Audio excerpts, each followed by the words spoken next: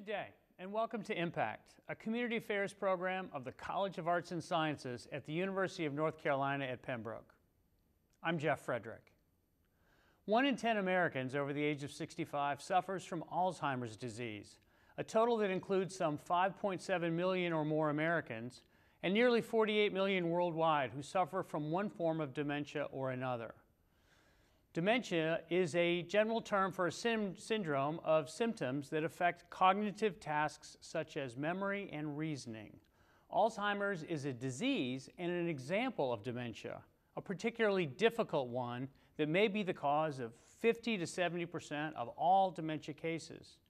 It grows progressively worse over time, draining quality of life and ending with severe cognitive decline.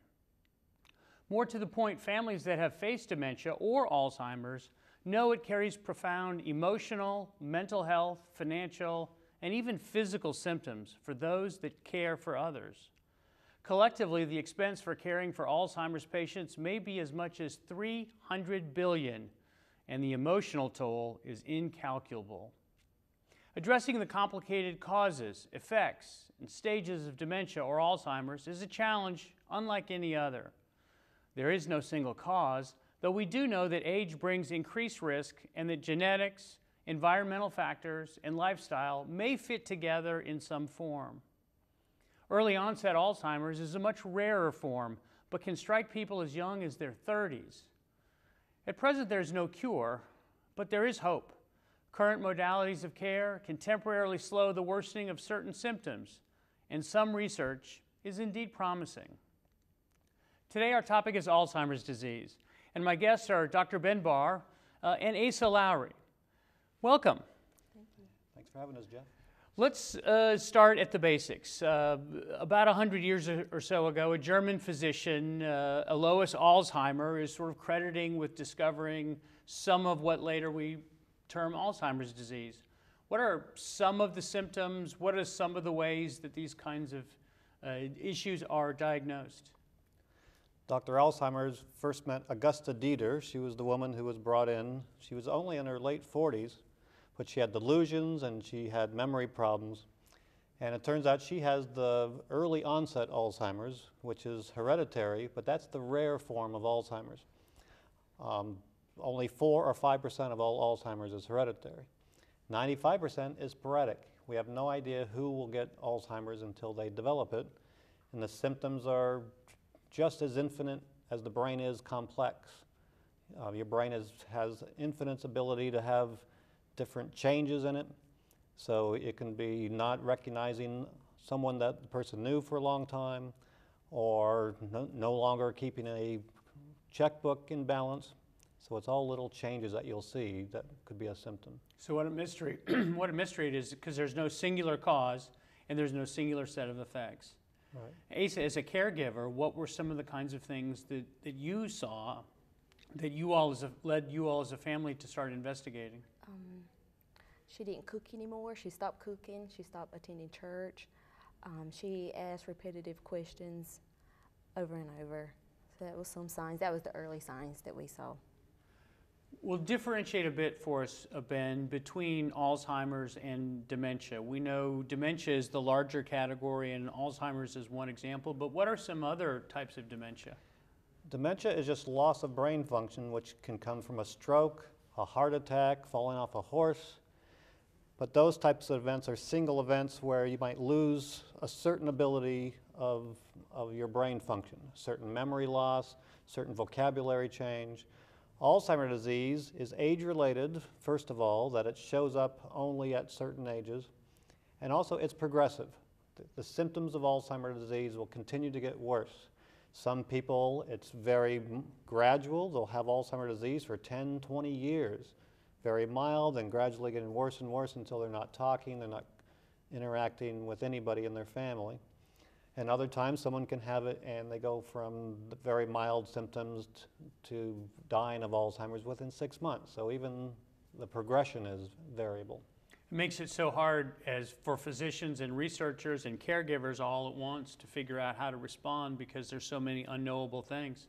Asa, your grandmother had Alzheimer's. How long did she struggle with it? We first recognized it when she was 75, and then she passed away at 84. So So she 9 had years. 9 years. Wow. And Ben, you talked a little bit about some of the other ways in which dementia could be an issue, any sort of brain impairment or brain injury. Some forms of dementia are certainly recoverable from, right? Certain strokes, if the medication's gotten there on time, the stroke damage can be somewhat recoverable. Some rehabilitation with car accidents and head trauma can show some recovery, but there's lots of irreversible brain damage that can occur. Alzheimer's is the progressive level. And some people, as soon as they have a memory problem, they say, oh, I think I'm getting Alzheimer's disease. But most doctors tell me that the people who say it all the time are usually the least likely to have it. Those who have Alzheimer's are scared about it and depressed about it. And age-related changes, sometimes I forget Ace's name, and my mother tells me the same story over and over. That's normal age-related changes that we all have to live with. We all age differently. Alzheimer's disease, when you might have a family member who says, Uncle Bob was just here yesterday, but he's been dead for 10 years. So there's some serious issues that can come along with Alzheimer's that starts to be clear. It sounds like it takes a lot of discernment to figure out what might be normal age-related changes that a person has with memory or with function versus a repetition or a series of strikingly different things. Asa, you mentioned your grandmother suddenly stopped cooking. She just stopped cooking one day, and we was like, Grandma, what's wrong? And some people will stop doing their favorite hobby because they don't quite remember that little tasks they used to do, and they get frustrated, and you would notice that they're not doing that particular hobby. And before we leave dementia and focus a little bit more on Alzheimer's, your lab is also doing some blast injury related work on dementia, right? Talk a little bit about that. The U.S. Army wants to know people that have been in the military service and experienced some blast traumas, whether they're at increased risk for Alzheimer's disease. So we're actually studying what does a blast wave do to brain tissue. Does it cause those early signs that we see in Alzheimer's tissue, these changes in connections? Your brain's just a big mass of wires with connections, and we can see the disruption of some of those connections very early on, even after a blast trauma. So it could be the case that being near loud blasts, not just in the military, can increase your risk of Alzheimer's disease. Let's talk a little bit about how the brain works. In layman's terms, simplify that bundle of wires you were talking about a few minutes ago. How does it work, and how different are all of our brains in the individual ways in which they might function? Your brain's a big giant computer, and it's made up of billions of neurons that are in different neighborhoods. So if you took all the wires of every car on this planet and put it in a small space inside your brain, that's how complex it is. And one little disruption of wiring in a car, I used to have a car, you put on the blinker and the windshield wipers would turn on. In your brain, one person could have disrupted wires over here, and that they forget how to balance a checkbook. Another person has disruptions in a different area of the brain, and that disrupts their remembering faces or connecting names to faces. That's why the different symptoms can come along. And the wires are just strengthening connections to help remember something. And with age, we have a harder time firing those patterns of wire connections to remember things. And with neurons, with Alzheimer's, some neurons just are not talking as well. And as with age, you find yourself saying, I remember that movie, I'm trying to remember who was in it. So it's the same kind of thing, it's just much more dramatic in an Alzheimer's patient. Are there particular snapshots of the brain you would look at, or particular neurons, or particular ways in which some of that wiring changes that are of interest to researchers studying Alzheimer's? The connections between wires are called synapses, and only at the latter stages of Alzheimer's disease will a scan of the brain show you major things happening. You can actually lose 30 or 40% of the brain tissue, just disappears.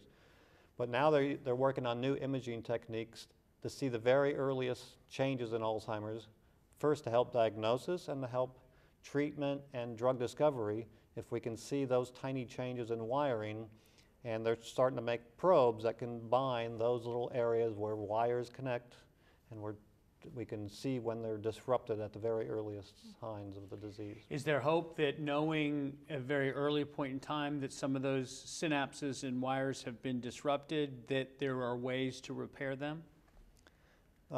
Two things: the earlier you can see the disease happening, the more quickly you can get in there with a drug. And there are some drugs available that enhance the signaling between wires. So if you can get it early enough, maybe you're helping to keep those neurons healthier for longer periods of time. And yes, the more we can identify changes in synapses, the more we can look for ways to block that pathology. So we're always looking for treatment avenues. And Asa, your grandmother lived for 9 years after she was diagnosed.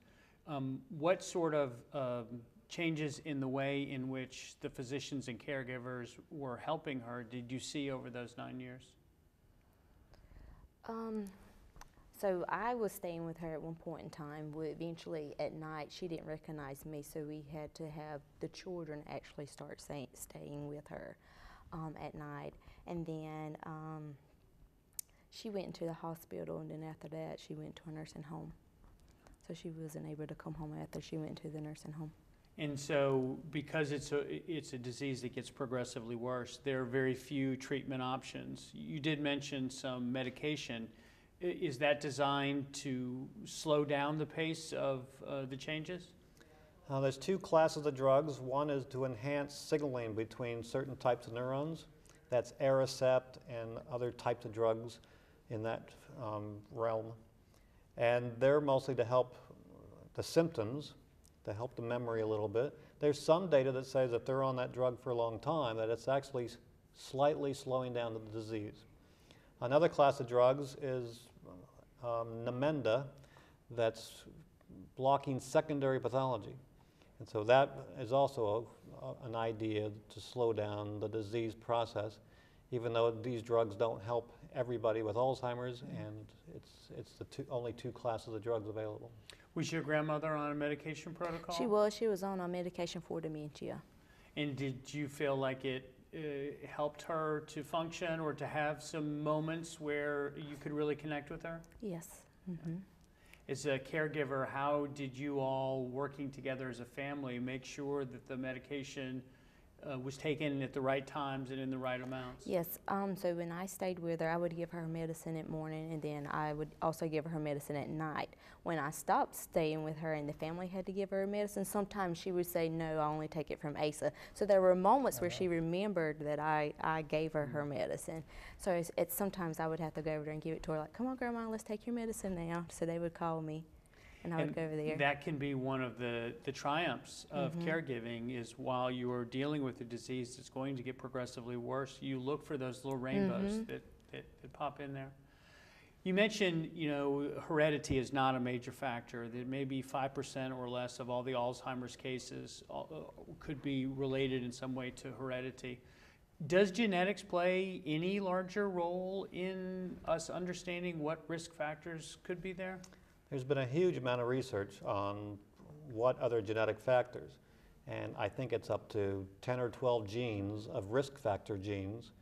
So those who get Alzheimer's and those who don't, in their 70s and 80s, which is the typical age of onset, it's usually determined by your risk factor genes, and we're trying to understand those. You can get tested for one or two of them. ApoE shows up on my blood tests.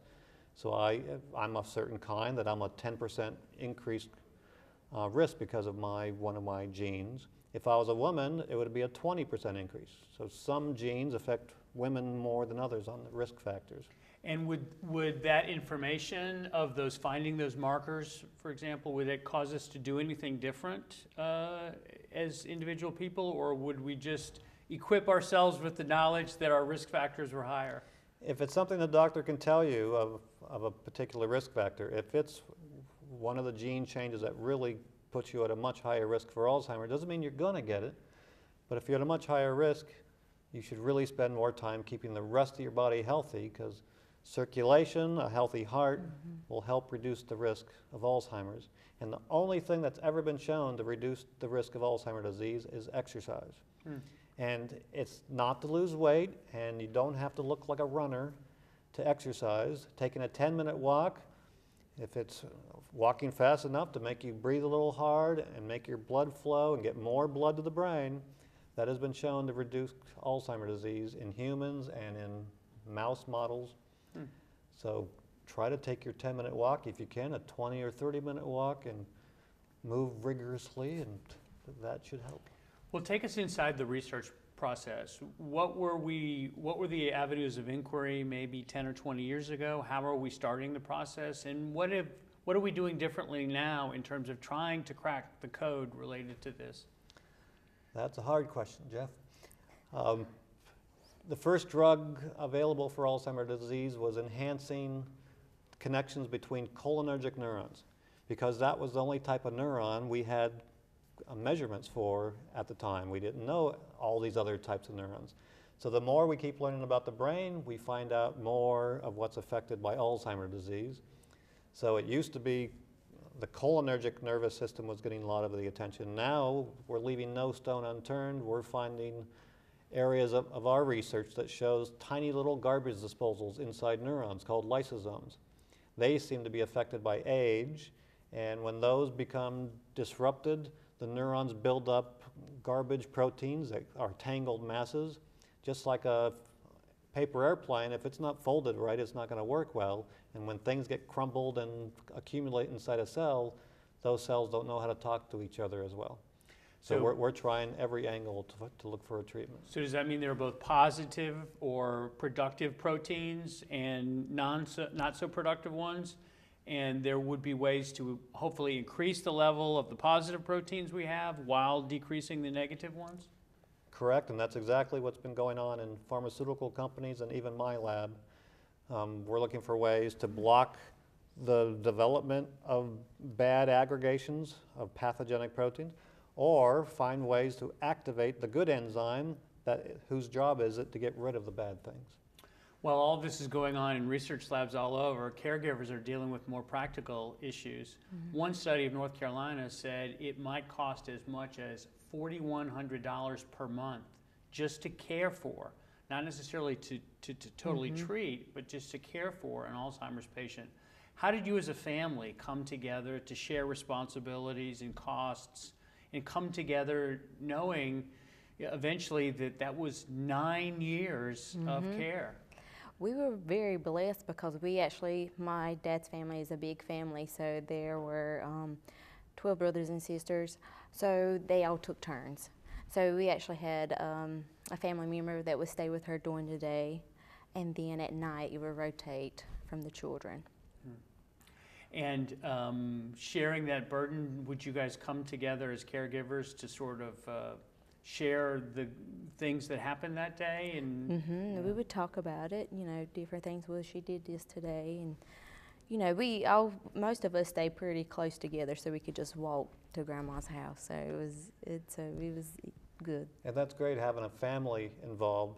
But I hear so many stories of one person is taking care of one family member, and the caregivers, their health will deteriorate, and they can't leave the house because the person they're taking care of is sleeps sporadically, or they get up the entire night. So there are some helplines and caregiver support groups where they can take their loved one and get a few hours on their own. But even that can be a challenge, just getting somebody with Alzheimer's in a car and get them to somewhere. So caregivers have a big challenge, and that's a big challenge for their health issues as well. so we need to definitely take care of the patients and keep them comfortable and stimulated as best as possible. But caregivers need self-care because it's emotionally, physically, and financially draining. Well, let's sort of go back into the lab again for a little bit. What is your particular lab? And you have a really interesting international community of scholars that you work with. Talk a little bit about them and what they're working on. What do you guys do on a regular basis? How does the lab function? My lab here at Pembroke, we've had people from 20 or 30 different countries, because there's not a country in this world that's not worried about Alzheimer's disease. So when people take a pill for Alzheimer's disease or to treat cancer, they have to know that at least countries of people from all walks of life are needed for this type of work. Pharmaceutical companies have thousands of careers, and my students here are trying to pursue the career in drug discovery, looking at every different angle, whether it's computer science, understanding how we can image the brain, or whether it's biochemical or chemical. They're looking at every different level of the training. So there's this elaborate concoction of scholars literally all over the world, and every day they go to work working on this. How is information shared? How the scientific community can be a little protective of its pathways of research, but at the same time you can benefit from each other? Our work here, we always publish, and we go to conferences, so we share ideas at conferences. And even today, that's been such a challenge to tackle Alzheimer's disease. Some big companies are walking away. They're saying, we've spent so much money working on this, and so many clinical trials have failed. But now there's been collaborations between NIH, the big government funding agency, with a company, and they're now doing preventative clinical trials in the country Colombia, where they're actually looking at people with hereditary Alzheimer's and that get it in their 40s, and they're treating them before they get the symptoms and see if that reduces it.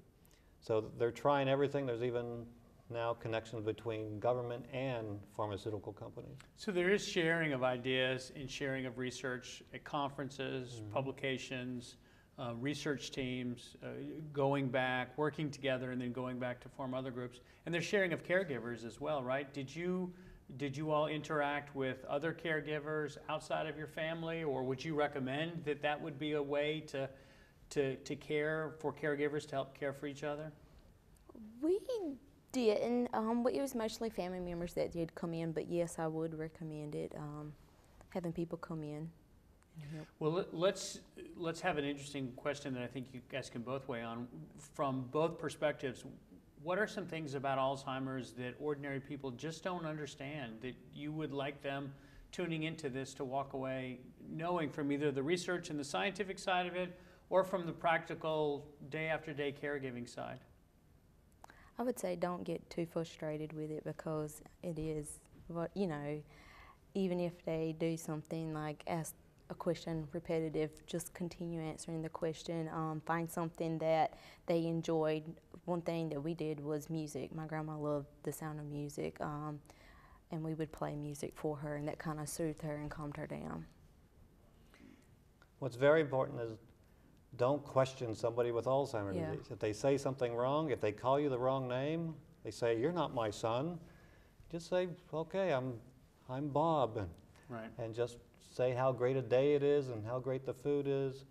You don't want to put that pressure on somebody with Alzheimer's to tell them they're wrong about something. And you're never out of the woods with Alzheimer's disease. Some people say, I'm 85 years old, I've got through the worst of it. But you can be 106 years old and be sharp as a tack and have Alzheimer's disease 6 months later. So it's always an age-related event. Your risk is always going up as you age. What do you think are the most interesting next pathways for research? Where do you think we haven't done quite enough in trying to learn more about either ways in which we can identify earlier, or the value of exercise, or the kinds of things that can be done to mitigate early onset? Where's the next place where you'd like to see the research go? A big issue now is nutrition. What is in nutrition that keeps some countries at a very low incidence of Alzheimer's disease? There's certain diets in certain places where there's very few people with Alzheimer's, and they think there could be something in the food there. And just recently, they found out that exercise increases the same enzyme we've been looking at in my lab here, that increases those little garbage disposals in your brain cells. So we're trying to understand, what is that link between exercise and reducing the risk? And more people are doing that type of research with exercise and the changes of the cells. And the nutrition seems to be tying into the same type of pathway, that there's certain foods that interacts with the same pathway that's modulated by exercise. When you're in the lab and you're doing something, when do you know you're onto something? I mean, what are you looking for? Is it something in the microscope? Is it something that one of your grad students or one of your postdocs will tell you that leads you to know that something good happened that day? What makes you leave the lab with a smile on your face that day? We'll do some of the early experiments with brain tissue in a dish. We'll take rat tissue that we can keep alive, and we'll test different drugs. And if we see an enzyme going up, and that enzyme is responsible for getting rid of the bad material in Alzheimer's, and if that correlates with protection of those synaptic connections, when we see those two changes happening simultaneously, we get pretty excited. And then when we test it in an animal model, we can actually do behavioral tests in a mouse model that has the human gene that's been linked to Alzheimer's. So in that case, the genetic form of Alzheimer's has given us tools to give us animal models to do very important experiments in the lab. And when we connect the data from the brain tissue in a dish to animal model behavior, we get pretty excited. And when you're looking at individual proteins, you're looking at them through a microscope. Microscope, or we can do protein analyses where we can separate the proteins by size, and we can tell which one's which by different types of staining. Fascinating. So Asa, tell me a little bit about what you might say to someone who just found out that a loved one received a diagnosis. What are the kinds of things that you would have them to start thinking about, not knowing if the progression would be months or years or a decade?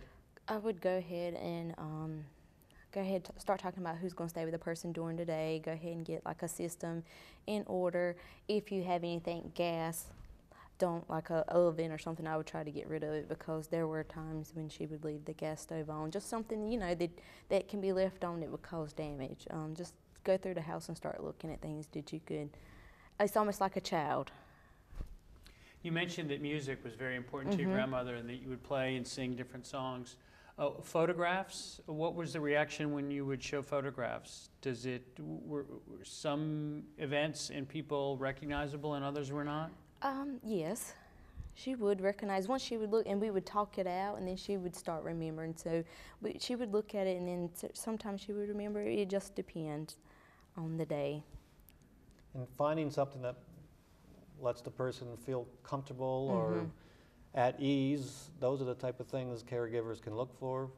I know someone whose mother developed Alzheimer's.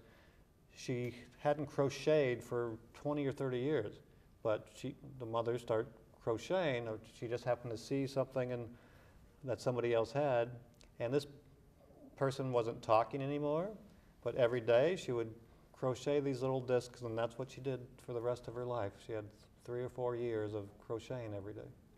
Well, this has been a wonderful and informative half hour. And Asa, thank you so much for taking us inside your family home and the triumphs and the pitfalls of caregiving.